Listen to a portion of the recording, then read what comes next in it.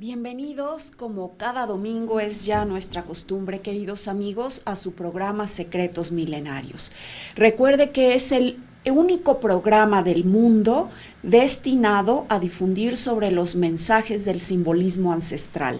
Quiero comentarle también, queridos amigos, que en este tema del simbolismo, pues prácticamente soy pionera en muchos aspectos, sobre todo interpretando sistemas de símbolos como lo son los crop circles, los agroglifos y por supuesto muchos símbolos pertenecientes a familias de culturas mesoamericanas y por lo tanto muchos ya extintos. Quiero comentarle también que además me he dedicado a escribir algunos libros y a sugerir a las administraciones propias de algunos museos que implementen estos programas de interpretación simbólica, puesto que es el único camino que se tiene actualmente para dotar plenamente de interactividad a un museo cuyo acervo se concentra casi exclusivamente en la exhibición de piezas arqueológicas, como lo son las piezas de cerámica, de orfebrería, las esculturas pétreas y por supuesto muchas otras, a través de las que los chamanes o sabios antiguos plasmaron esas importantes verdades del espíritu con el único propósito, el único objeto práctico de contribuir a propiciar bendiciones y por supuesto de hacer posible la vida, la salud, la armonía de todos los seres que componemos los ecosistemas. Queridos amigos, con esta introducción quiero hacerles ver que justamente este programa se destinará a la interpretación de una muy importante escultura exhibida en la actualidad en el Museo de Historia Natural de Nueva York y es parte del acervo museográfico proveniente, por supuesto, de México. Ve usted, entonces ese museo pues exhibe una de las esculturas muy importantes de las culturas de la hoy zona del Golfo de México y que por supuesto ha sido catalogada, ha sido llamada hombre sentado. Por supuesto, las posibilidades que tienen los arqueólogos o antropólogos actuales de titular estas esculturas pues son reducidas realmente porque no existe un sistema de interpretación simbólica que es, a mi forma de ver y a la forma de ver de muchos expertos, la única aplicable para pues estudiar o ahondar más sobre el propósito y las finalidades originales que tuvieron estas esculturas como instrumentos de culto para aplicación de las leyes mentales. ¿Ve usted? Entonces, efectivamente el hombre contemporáneo, el hombre que ha depositado 100% sus expectativas en la ciencia actual, pues desconoce mucho de la sabiduría ancestral y con ello ha renunciado, por así decirlo, a la interpretación del simbolismo. Es una interpretación que tiene que ver bastante con la metafísica y por supuesto con el estudio de las leyes mentales que fueron también dados a conocer generalmente por la tradición oral a través de maestros y discípulos desde la antigüedad y en muchas antiguas culturas, como por ejemplo entre los egipcios, entre los chinos, entre los habitantes de la región, ¿verdad?, ocupada por los celtas. Bueno, pues todas esas personas, esos druidas sabios entre los celtas, los chamanes, como se les conoció originalmente, a los sabios de las regiones tungusianas y por supuesto los sabios mesoamericanos. Bien, queridos amigos, pues esa forma de revelar el simbolismo, esa forma de conocer esa sabiduría y esas enseñanzas profundas a través de los cuales, ¿verdad?, los humanos podemos hacernos creadores mentales y forjadores de nuestra propia realidad.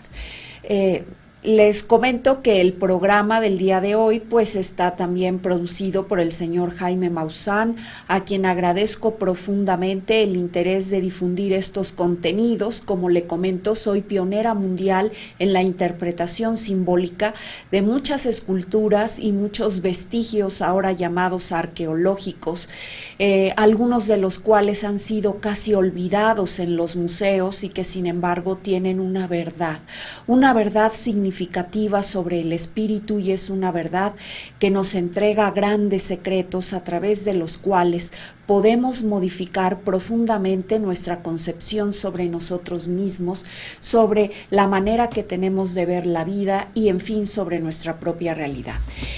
Agradezco también en el máster al ingeniero Francisco Domínguez, que hoy nos está ayudando para poder hacer llegar este contenido hasta usted, querido amigo. Bien, le comento que el día de hoy vamos a empezar con el estudio de la escultura, ¿verdad?, que tenemos aquí exhibida en nuestra escenografía. Véalo usted, querido amigo, esta escultura, si vamos por favor, ingeniero, aquí a la reproducción, vea usted, lo que le estoy exhibiendo es justamente, como le comento, este vestigio que forma parte del museo del acervo museográfico del Museo de Historia Natural en Nueva York.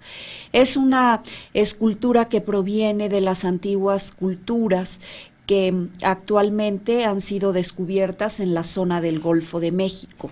Es, como le comento, parte del arte mesoamericano y, por supuesto, un arte profundamente práctico, puesto que hablamos que solo a través de la escultura podían crearse en la antigüedad instrumentos prodigiosos para poder seguir, por así decirlo, una secuencia, una serie de etapas, claro, de un procedimiento para materializar o precipitar dones y bendiciones.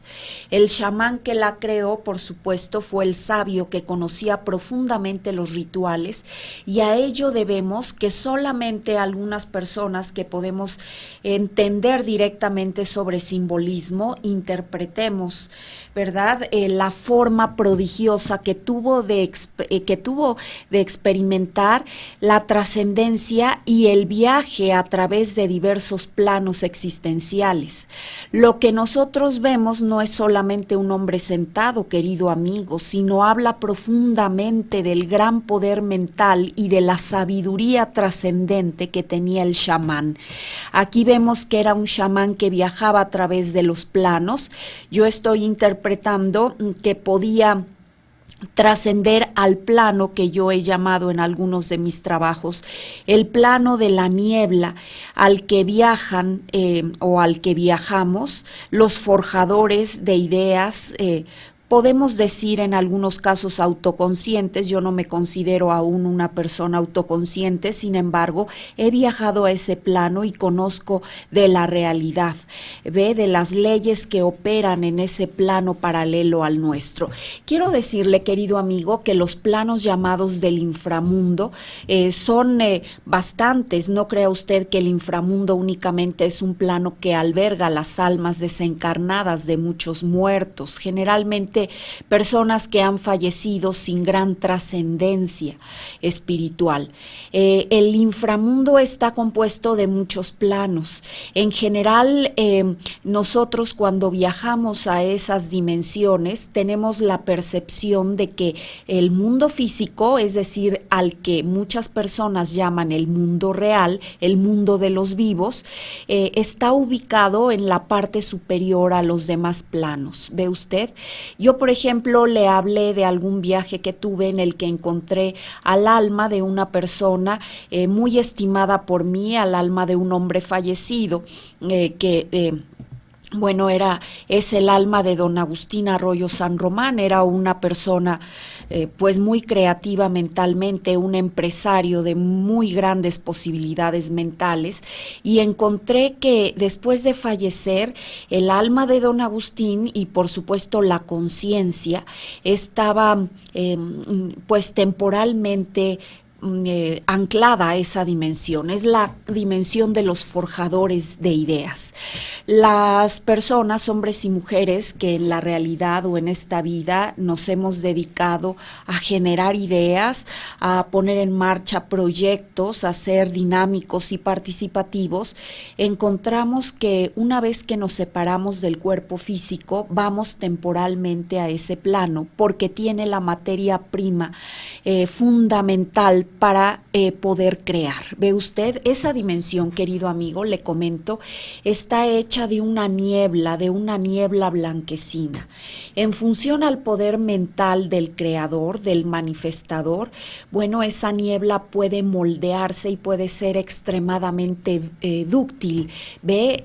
Puede ser moldeable a un grado sorprendente, de tal forma que una persona acostumbrada a realizar proyectos en esta vida, como a usanza de esa persona que le comento, de don Agustín Arroyo, bueno, pues yo encontré que en la niebla él había forjado realidades, por así decirlo, pues muy grandes. Por ejemplo, había construido una casa y que bueno, en la que había ubicado una biblioteca formidable. Yo me acuerdo que en ese viaje astral que hice y lo encontré, me invitaba a pasar y a conocer parte de su biblioteca y era pues sencillamente formidable. Pude ver antiguos y nuevos volúmenes de varios tamaños, además piezas arqueológicas maravillosas, y temporalmente, es decir, hasta no disolver ese cuerpo astral que tenía,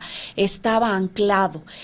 También se mantenía don Agustín Arroyo anclado a esa dimensión porque aún tiene seres amados sobre la tierra. Entonces, para muchas personas que han perdido la vida, pues es casi imposible, ve usted, olvidarlas, desprenderse de ese cuerpo sutil aún, hecho de esa especie de niebla blanquecina, del cuerpo de muchos fantasmas. Yo le había comentado ya esta realidad. Entonces, le comento que a esa dimensión podemos viajar y nos percatamos de que nosotros podemos precipitar muchos bienes y bendiciones, no solamente que queden anclados a ese plano, sino también hacerlos trascender a este mundo físico. Y esa es la realidad, el poder y las grandes facultades mentales que tienen muchos chamanes precipitadores vivos, ¿ve usted? Entonces, ellos pueden viajar a ese plano y utilizar esa especie de materia prima de formidables posibilidades para materializar bendiciones en este plano. Ahora, los antiguos chamanes de las civilizaciones y culturas agrarias, por supuesto, que lo primero que hacían era atraer la lluvia, precipitar lluvia.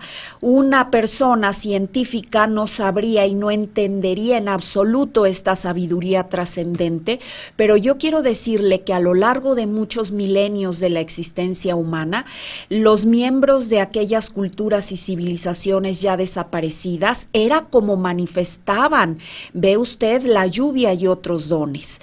Entonces eran miembros de culturas agrarias y por lo tanto tenían gran necesidad de lluvia fértil que bendijera a la tierra, la propiciara para que pudieran germinar en tiempo y forma las semillas y con ello se pudiera dar lugar a una cosecha abundante y nutritiva. Ve, entonces, justo de eso dependía el bienestar, la felicidad, la prosperidad de la comunidad, de que los ciclos del medio ambiente no se viesen alterados. Ahora, el hombre antiguo, como actualmente, pues podía alterar ese equilibrio de los ecosistemas, querido amigo, porque obviamente sembraba la tierra y el uso continuo, ¿verdad?, de la tierra, ese disfrute que tenemos los seres humanos de aprovechar también los frutos que tienen lugar después de esta época de cosechas, pues justamente puede alterarlos o puede desequilibrarlos. Es por esto que las personas tenemos gran necesidad de propiciar a través de esos rituales de bendición y de equilibrio energético esas facultades de fecundidad de la Tierra Madre. Entonces, ¿quiénes eran los idóneos para hacerlo? Pues los grandes sabios que no estudiaban con nadie, porque esa sabiduría se hereda y se tiene, se nace con ella, querido amigo. Yo le había dicho, se va revelando en los seres humanos después de las innumerables encarnaciones o reencarnaciones que tenemos los seres. Entonces, como yo le decía, la verdad que hacemos nuestra y que conquistamos en cada vida y que no es otra más que las grandes enseñanzas de la práctica del bien y de la virtud, llega un momento en que nos permiten vislumbrar la luz más y más y con ello poder hacer uso de las leyes mentales y consecuentemente el poder viajar entre los planos, porque nuestra Tierra es un lugar, es un espacio-tiempo que tiene conexiones con innumerables planos y dimensiones. Entonces, la sabiduría para viajar y trascender a esos planos, queridos amigos, se va revelando poco a poco y no se aprende intelectualmente. Eso sería una gran aberración. Ve usted, lo vamos conquistando poco a poco y es una sabiduría espiritual y de la conciencia, no solamente de la mente física o del intelecto, sino es un conocimiento a nivel conciencia y por supuesto esa sabiduría pues se trae a esta vida ya mediante la serie de reencarnaciones que tenemos muchos seres y de la conciencia de haber vivido en muchos cuerpos de hombres y mujeres a lo largo de las centurias y aún de los milenios. Le comento, querido amigo, que pues finalmente llega un momento en el que somos conscientes de poder usar esas grandes verdades, esa sabiduría que nos entrega un uso consciente de las leyes de la mentalidad. Y bueno, somos, por así decirlo, liberados y podemos hacer uso de esa gran sabiduría gradualmente y solo simultáneamente al hecho de volvernos virtuosos y buenos. Ve usted, yo no he conocido alguna persona sabia que al mismo tiempo sea pues un ser que se ha dedicado a maldecir o a destruir a otros tipos de vida, no únicamente la humana, sino otros más. Entonces, pues de acuerdo a mi nivel de comprensión, yo considero que la verdadera sabiduría es de las personas profundamente virtuosas. Y ahí tiene usted el ejemplo, muchos grandes santos en muchas religiones o aún los sabios o chamanes de otras, pues son personas nobles y son personas que dedican esa sabiduría para atender justamente las necesidades de la comunidad y de otros seres humanos. Entonces, en principio de cuentas, el único que pudo haber modelado esta prodigiosa escultura es un sabio, no es una persona del pueblo, no es una persona común. Los atributos simbólicos muy característicos que tiene revelan a la persona, al gran sabio, que ha equilibrado incluso dentro de sí mismo a sus principios femenino y masculino, y no dudaría yo que se trata de una persona pues que ha alcanzado hasta cierto punto el nivel de androginato. Ve usted, una persona así es aquella que no necesita de su contraparte de género para sentirse satisfecho, feliz o equilibrado. Son seres que generalmente los chamanes se vuelven ascetas, son respetados por la comunidad, aunque no es fácil que las personas comunes se acerquen a ellos, puesto que tienen además poderes que podrían atemorizar o ser malentendidos incluso por muchas personas. Los chamanes son personas cercanas a la comunidad porque ella necesita de estos sabios, de estos grandes sabios. Sin embargo, no ostentan ningún poder político, no ostentan poder social, mucho menos económico.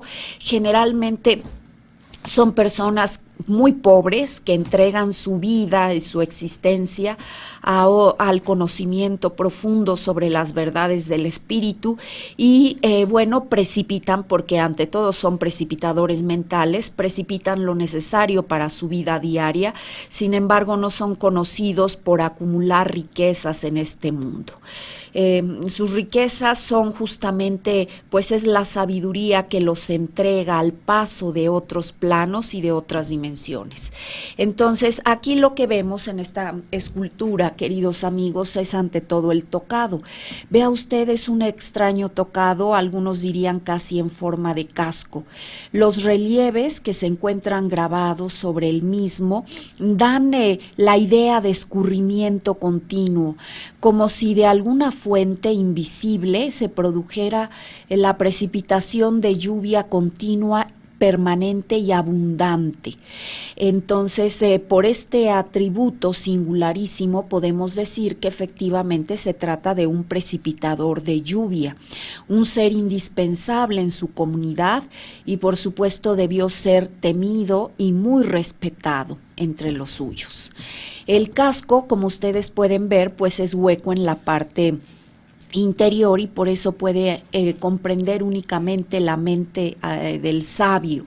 Entonces, la redondez hace una alusión muy profunda a que era un ser que dominaba las leyes mentales y que justamente, bueno, la precipitación que él podía hacer de la lluvia se debía a la unión de principios, el principio telúrico y el principio celeste.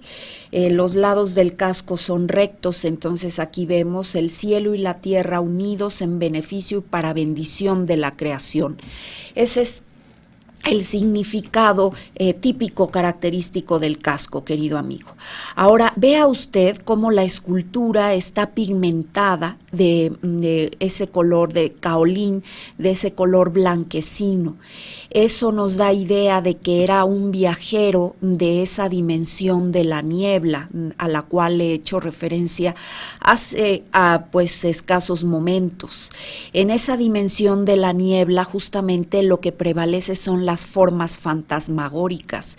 Yo únicamente he podido discernir las formas de algunos animales que son viajeros continuos de esos planos, como por ejemplo los jaguares, los perros, especialmente los perros leonados. Yo me recuerdo que he visto algunos perros de raza cocker, ¿ve usted? Esos perritos muy benévolos con la humanidad, he visto, y también gallos. Y bueno, le comento, son los animales que viajan también a través de esos planos de las almas. Aquí vemos que está completamente cubierto de caolín, como si se tratara de un fantasma, como si se tratara de la mente del poder que se mueve a través de la dimensión de ilusiones, del plano en el que se generan todas las posibilidades, y esas posibilidades pueden materializarse en el nuestro a través de la condensación prodigiosa de esa sustancia básica.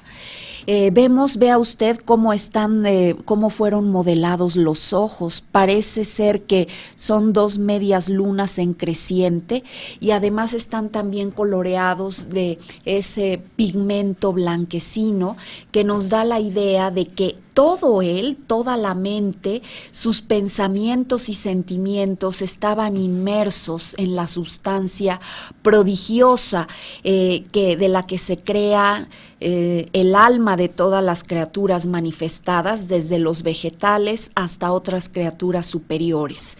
Es la sustancia de donde emerge esa materia prima que da lugar al cuerpo astral de todos los seres creados por la Gran Madre Tierra.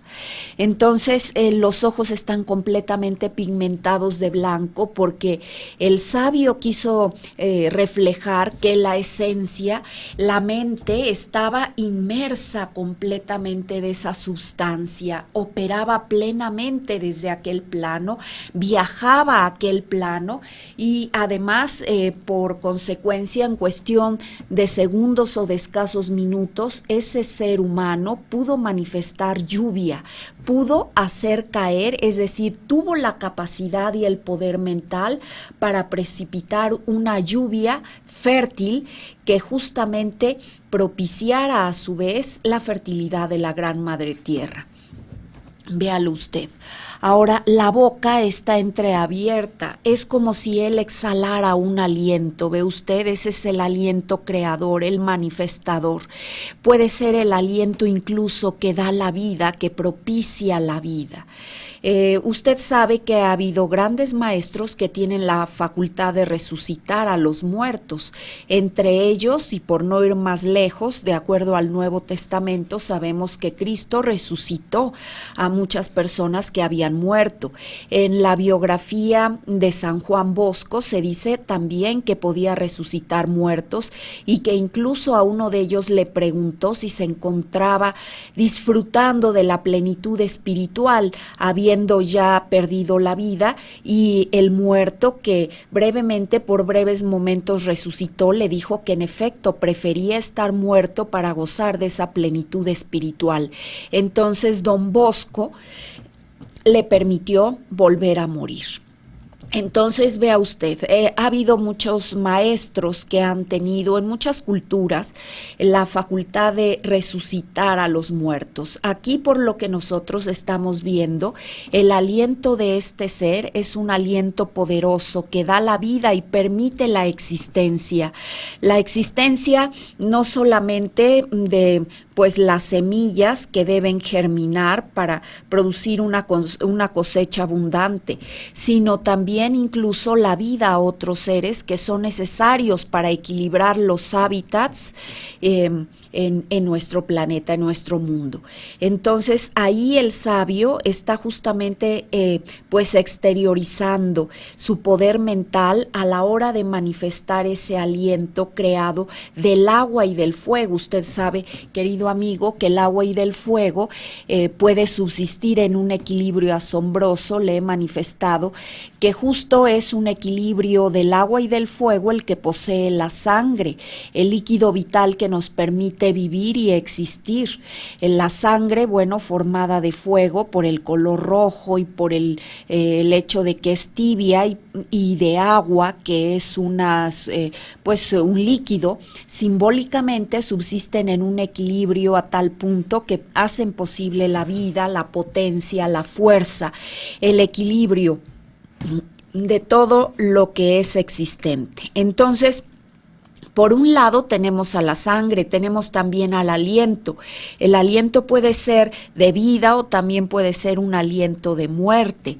Ve usted, entonces se dice que algunas deidades o algunos seres muy avanzados mentalmente pueden transmitir a través del aliento la vida o la muerte.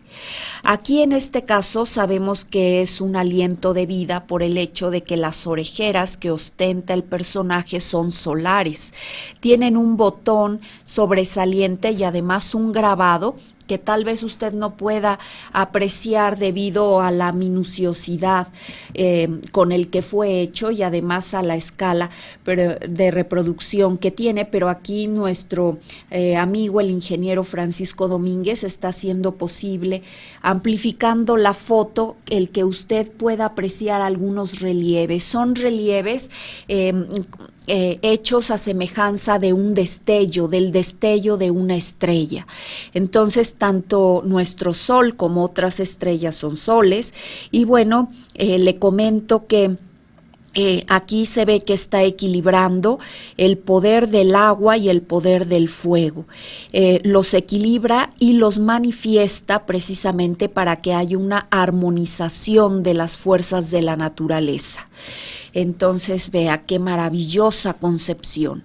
Vemos que hacia el cuello, el personaje ostenta algunos collares. Los relieves que, se permiten aquí apreciar son relieves que marcan también la armonía de los ciclos de manifestación, y con ello entendemos que no son solo los ciclos de la Gran Madre Tierra, nuestro planeta madre, sino también los ciclos lunares y solares que contribuyen a crear condiciones propicias para la vida y la salud de los hábitats. Entonces, aquí esos ciclos que conocía profundamente el sabio concordaban en un momento en el que la regeneración de las plantas, de los animales, de la humanidad, se hacía posible gracias a que los elementos físicos, la tierra, el agua, el fuego precipitado del cielo y el viento, estaban en completo equilibrio y armonía. Note usted cómo la escultura fue modelada también en forma cruciforme. El punto superior, equivalente a la mente prodigiosa y maestra, y también el punto o cúspide, el más alto que puede alcanzar un creador mental en uno mismo, en el espíritu. Entonces hablamos de que no es solo un personaje, sino un maestro que se ha hecho uno en el espíritu. Vea usted, los brazos de la cruz a ambos lados definen el eje horizontal de la vida y la muerte, que en este caso manifiestan las prolongaciones aquí evocadas a través de los brazos y se prolongan hacia el plano de abajo. Es decir, el manifestador, el sabio, está trabajando en una dimensión del inframundo. Hay otras esculturas mesoamericanas que tienen también este modelado cruciforme y en lugar de descender, el modelado desciende hacia el espíritu, indicando una sublimación espiritual y consecuentemente mental de la manifestación prodigiosa. En este caso vemos que los brazos se extienden hacia la parte baja de la cruz y justo, mire, terminan en otra cruz, es una cruz llamada también de San Andrés, que es la cruz en X y que hace alusión al plano de los muertos.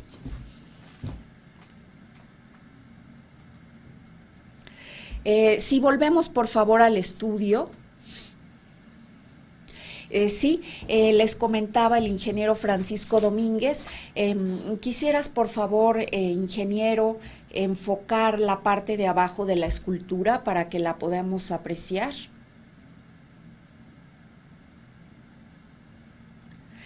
Como les comentaba, queridos amigos, vean ustedes, las piernas están formando una cruz. Si la pudiéramos distinguir un poco, con un poco menos de amplificación, exactamente, vean ustedes cómo el diseño cruciforme del cuerpo, los brazos descienden hacia las piernas, las manos descansan completamente sobre las rodillas, y si nosotros estudiáramos esta postura a la luz o en el enfoque de la antigua sabiduría hinduista, podríamos notar que se encuentra realizando un mudra. El mudra, que es una postura realizada o concretada a partir de las manos y dedos, pues justamente indica una actitud mental determinada. Nosotros, queridos amigos, podemos deducir que, véanlo ustedes, aquí el diseño en forma de cruz de la escultura, les comentaba, con los brazos que se prolongan en este caso hacia abajo. Los brazos no señalan una postura ascendente, sino por el contrario, descansan plenamente las manos sobre las rodillas. Les comentaba que forman las piernas una cruz llamada también de San Andrés, y que es un símbolo muy típico del plano astral y del plano en el que operan justo los manifestadores mentales.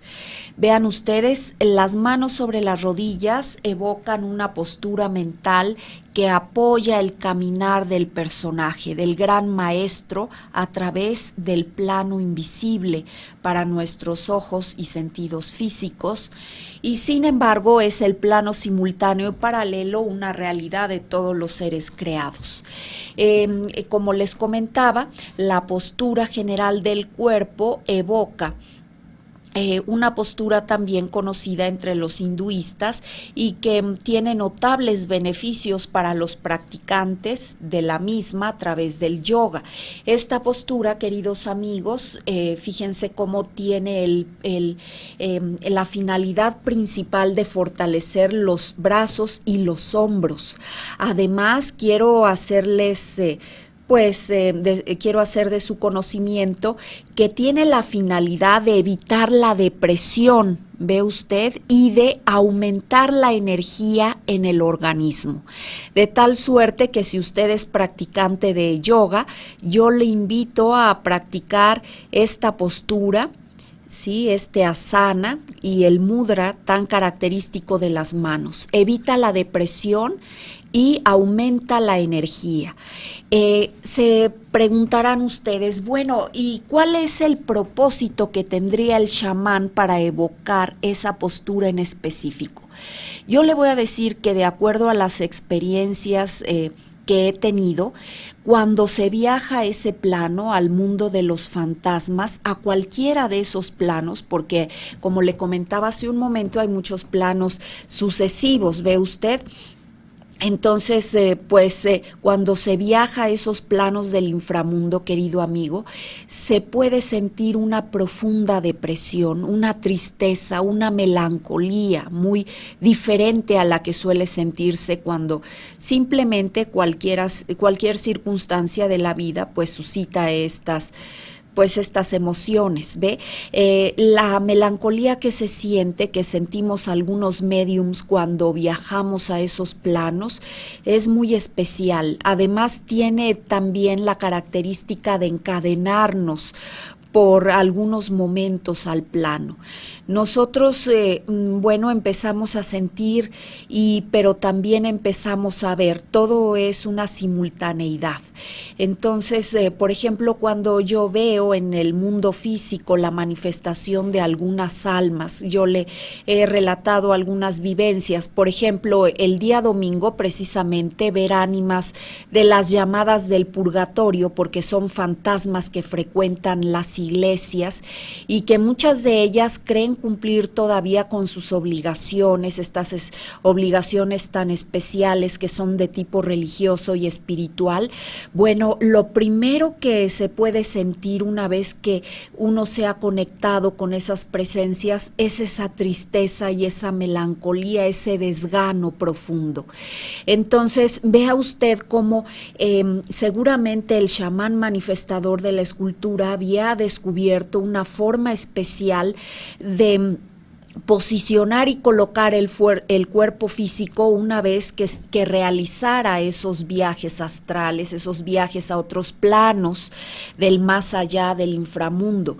Entonces los yogis y por supuesto los hinduistas que practican la yoga han descubierto a través de esas posturas, ¿verdad? La forma más propicia de colocar el cuerpo para corregir desequilibrios energéticos y también para corregir esas malas tendencias que asumimos los seres humanos de pensar en cosas negativas. Por ejemplo, a través de la postura física, muchas nos las da el yoga, ¿verdad? Para superar eso. Aquí vemos cómo el sabio dominaba ya profundamente esos estados físicos, mentales y sentimentales en los que incurría cuando realizaba esos viajes a través de las dimensiones.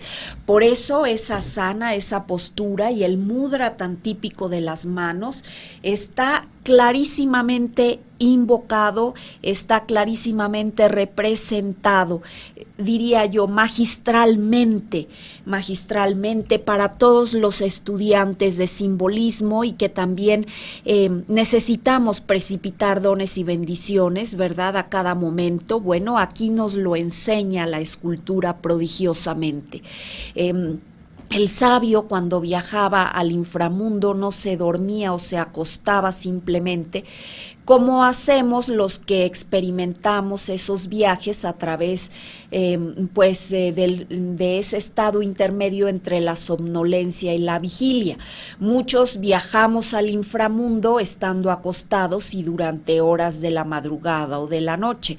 Este sabio lo hacía conscientemente, lo hacía en estado de vigilia y sabía hacerlo además a través de la postura corporal que debía adoptar para conectarse, ve usted, con las esencias que lo ayudarían precisamente a precipitar esos dones. Ahora, vea usted cómo las uñas fueron modeladas, la forma de esa cuadratura tan típica, y en la parte superior estaban onduladitas. Vea usted, eso significa la unión perfecta de los principios de la tierra y del cielo. Yo le había comentado que el símbolo por antonomasia de la tierra es el cuadrado, y el rectángulo evocaba al mundo físico con todas sus criaturas.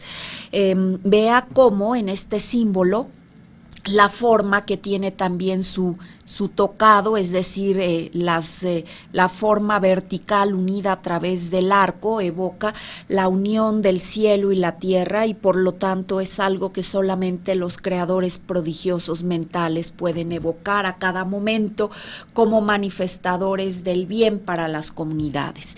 Entonces las uñas evocan, por tanto, el hacer, la actuación, las obras de un manifestador prodigioso. Quiere decir que todo lo que hacía ese gran maestro aquí en el mundo tenía las bases de la sabiduría ultraterrena, la motivación del espíritu, la virtud, y como diría Carlos Castaneda, relatando la vida del chamán del Nahual, Don Juan, la impecabilidad de los sabios para obrar en este mundo y en otros también.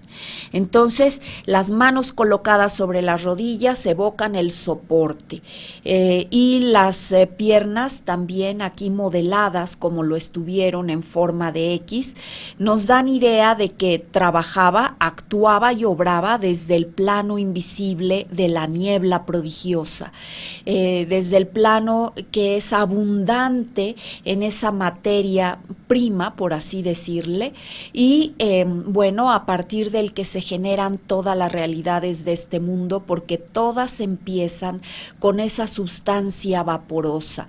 Todas las manifestaciones de este mundo no son sino formas condensadas de esencias, pero inician a partir de esa sustancia extremadamente dúctil, extremadamente modelable, que es la niebla blanquecina desde un plano paralelo al nuestro.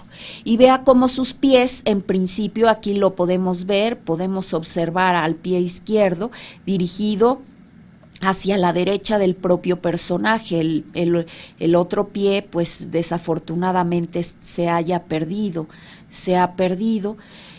pero tenemos este pie que nos da muestra de que el otro, ¿verdad?, por principio de la geometría y simetría que debió tener esta escultura prodigiosa del sabio, estuvo orientada hacia el polo opuesto, y por lo tanto vemos que están orientadas hacia el polo de la luz y de la sombra, el polo positivo y masculino, el polo también negativo, que es el polo de la feminidad, de las mujeres. Y pues con ello quiero decirle, querido amigo, que hace alusión a los pilares de conformación del mundo. A partir de todas esas esencias, la luz y la sombra, lo positivo, lo negativo, lo femenino y lo masculino, se crean las realidades de los planos. Por lo tanto, era un caminador de ambos polos. Y un caminador de ambos polos, querido amigo, es una persona o un ser omnipresente presente. ¿Está usted de acuerdo? De eso también nos hace mención su tocado. La forma del tocado, esta forma esférica, nos dice que es una esencia ya universal, una esencia de todo lugar y de todo tiempo. Se ha hecho uno en el espíritu prodigioso y por lo tanto ha trascendido a la facultad de omnipresencia. A eso pues alude el tocado, y de eso hablan los pies. Positivo y negativo en perfecto equilibrio, es un caminador de la eternidad, es un ser que puede pues manifestarse ya en muchos planos y que con ello, bueno, podemos decir camina entre la vida y la muerte. Ha recorrido, por lo tanto, la escala existencial, ha trascendido a través de la resurrección y, bueno, pues es un iluminado, seguramente se convirtió en ancestro manifestador de la comunidad. ¿Ve? Querido amigo, es un significado que, bueno, solamente a través de mí, si volvemos al estudio, ingeniero, si me hace favor, puede encontrar, porque lo que le acabo de referir, no existe ningún libro escrito hasta el momento, son interpretaciones que realizo en base a mi intuición, al recuerdo que tengo de otras vidas y de lo que he aprendido en otras vidas, por supuesto. Yo le comentaba que he sido sacerdote, recuerdo haber sido un sacerdote asirio, un sacerdote católico en la España católica medieval y también un sacerdote, un gran sacerdote en la Gran Tenochtitlan. Entonces, en base a todo ese recuerdo que tengo y que he hecho mío, como habitante que vino de otro mundo, porque tengo el recuerdo de que provengo de otro mundo y a partir de ese momento hace milenios he encarnado en este mundo, en este planeta, ahora ya considerado mi planeta madre también, pues he hecho, he conquistado poco a poco estas verdades. Entonces, a partir de esa pues experiencia y de ese bagaje espiritual del que tengo conciencia, pues me atrevo a haber creado y formulado este método de interpretación simbólica. Como le digo, soy pionera en el mundo en la interpretación de muchas esculturas. Y respecto a esta pieza que usted puede admirar en la escenografía del programa de hoy, quiero enseñarle esta carta. Es una carta del tarot de Rider. Es una carta que se refiere al arcano número 28 y es la luna. Tiene muchos antiguos principios de sabiduría ancestral. Como usted puede ver, estamos ante una dimensión. En la parte posterior de la carta vemos un paisaje lunar, un paisaje azulino en el que no destaca ninguna vibración y frecuencia cromática, solamente un solo color uniforme y es el color de la niebla blanquecina. No sé si lo podamos amplificar, ingeniero. Esta carta, ¿no? Bueno, al parecer, queridos amigos, bueno, pueden ustedes también consultarla en las redes, es la luna. En la parte de atrás, les comento, vemos un paisaje muy típico de esta dimensión o de este plano del que surge la materia extremadamente dúctil y de la que se pueden crear cualquier tipo de manifestación que nosotros podamos apreciar en este mundo. Vemos en el primer plano a este mundo, es decir, al plano paralelo de nuestra realidad y lo identificamos porque tiene un pasto. El pasto verdoso y por supuesto atrás los pilares, las dos columnas que crean también la realidad, que son los dos polos a través de los que fluctúa nuestra existencia, la vida, la muerte, lo positivo, lo negativo, lo femenino, lo masculino, la luz y la sombra. Y tenemos a dos perros que están ladrando a las gotas de la luna. ¿Qué cree que sean esas gotas de la luna? Pues es el rocío lunar prodigioso. Ve usted, se sabe que la luna a través de sus diversas fases actúa sobre la vida y la existencia de las criaturas y de los hábitats. Usted sabe que los ciclos de nacimiento, crecimiento, fertilidad y muerte de los seres se dan, claro, en función a la luna. Aquí vemos en la carta, ¿verdad? Me parece que estamos viendo el del sol, pero aquí tenemos la luna, el arcano del tarot reader llamado la luna. Y vean, queridos amigos, cómo nuestra estructura física y anímica se desprende de las esencias prodigiosas de la creación. La luna es un astro que está recibiendo la iluminación, ¿verdad?, del sol, es decir, tiene una luz no propia, una luz indirecta, sin embargo, que también actúa de una manera activa sobre los ciclos que propician la existencia de la creación.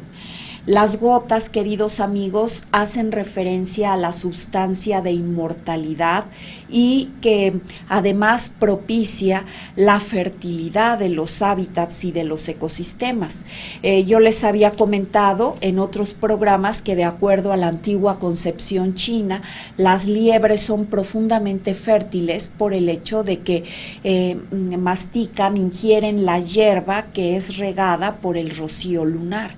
Y en base a eso, los antiguos explicaban que eran profundamente fértiles.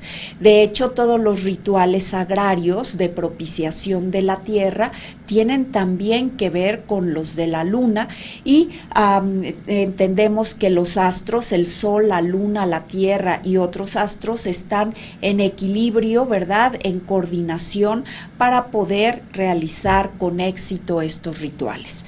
Entonces, a partir de este momento, queridos amigos, los invito a una breve pausa y regresamos a su programa Secretos Milenarios con la Dama del Simbolismo, su servidora Abril de Montserrat.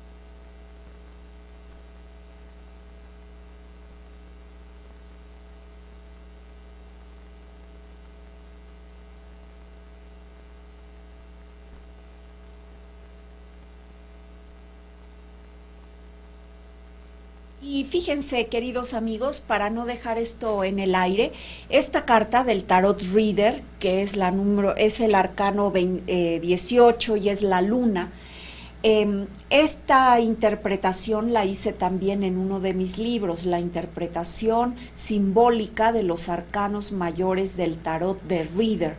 Aquí estamos viendo unas misteriosas gotas que se desprenden de la luna, son unas gotitas amarillas. ¿Saben a qué se refieren? Son las gotas de la inmortalidad y de la existencia, es decir, la inmortalidad o el soma vital une a la vida y a la muerte, une a los dos planos, queridos amigos. En la parte de atrás observamos, como les digo, ese paisaje de tipo brumoso y lunar, un paisaje acuoso.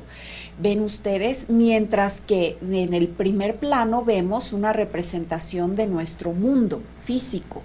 Por lo tanto, estamos hablando de que el rocío lunar que permite o se deja sentir también en el otro plano y en el nuestro está uniendo a ambos planos, une a la vida y a la muerte, une al territorio de los muertos con el de los vivos. Y eso indica la escala infinita de los grados de la existencia. Es por lo tanto efectivamente el soma, es el licor de la inmortalidad. Quien lo bebe, quien tiene acceso a ese licor, entonces se torna inmortal. Hemos tenido muchas relaciones, ¿verdad?, al respecto, muchas evocaciones en la literatura, sobre todo sagrada, de muchas religiones al respecto. En el Nuevo Testamento, nuestro Señor Jesucristo nos dice, cuando habla con la samaritana y le pide de beber, les dice, Él enseña, quien beba de esta agua, es decir, del agua que nuestro Señor nos da, nunca tendrá sed. Es decir, el que beba de esta agua nunca tendrá sed, pues esta agua tiene la propiedad, ¿verdad?, de formar un manantial de agua viva dentro de ustedes y con ello nos da la posibilidad de alcanzar la inmortalidad. ¿Ven? Entonces, pues dicho de una manera más o menos literal, más que nada a la manera de una paráfrasis verbal, queridos amigos, Cristo nos enseña que la verdad del Espíritu nos entrega justamente el agua de la inmortalidad. Entonces, lo que el sabio que ustedes vieron en la escenografía del día de hoy nos enseña es que él ha alcanzado efectivamente la verdad y con ello, bueno, puede canalizar justo esos estados de pensamiento y de sentimiento y manifestar lo que los profanos llaman milagros, ¿verdad?, que ellos conocen, es decir, los grandes sabios conocen como el resultado natural del uso de las leyes mentales. Claro, ese uso solamente pues les es permitido conocerlo a los seres impecables, ¿ve usted? A los seres verdaderamente bondadosos y sabios, a los seres que tienen la conciencia de lo que en efecto son, de lo que en realidad son, y que tienen, por supuesto, esa concepción viva, trascendente sobre la hermandad. Entonces, bueno, pues es una interpretación que doy, por supuesto muy breve, en mi libro de simbolismo ofrezco una interpretación muy extensa sobre el simbolismo de los arcanos mayores del tarot de Rider. Queridos amigos, hemos llegado al final del programa. Tenemos que despedirnos, no sin antes agradecerles a todos ustedes el hecho de que me escriban a mi email, el que me pregunten muchas cosas sobre los símbolos. Muchos los estudiamos, otros por supuesto no en este programa, no nos da tiempo. Agradezco a las personas que me hacen favor de ver domingo a domingo, a Luis Mario González especialmente. Agradezco también a mi madre, agradezco a mis sobrinos queridos de Puebla, a Christopher y a Joseph, que siguen este programa más o menos con alguna regularidad, y les mando también a mis queridos amigos muchos saludos, a mi amigo de las Tuxtlas, Veracruz, a Ricardo Turrent, a mis amigos de la universidad, a mis compañeros también de trabajo y pues a todas las personas enfermitas que algunas me escriben y me dicen que aplican algunas de las pues enseñanzas de los metafísicos para sanarse y transformar su realidad. A todos ellos, practicantes sinceros del bien, de la virtud, de la sabiduría ancestral, bueno, pues los felicito. Queridos amigos, entonces, como les digo, los invito a ver mis blogs en Google, Abril de Montserrat, los invito a ver mis programas en Abril de Montserrat, en mi canal y por supuesto a través del canal del señor Maussan, el productor de este programa semanal, tercermilenio.tv. También las transmisiones que tiene el señor Jaime Maussan, ¿verdad? Una persona pues de mucho respeto en toda esta materia, de temas poco comunes, si usted quiere verlo de esta forma, sin embargo, pues muy importantes, ¿verdad? Para concebir en realidad quiénes somos y qué buscamos como individuos y como especie. Queridos amigos, agradezco por último el que me vean y los invito, los llamo muy cordialmente a ser felices hoy y siempre.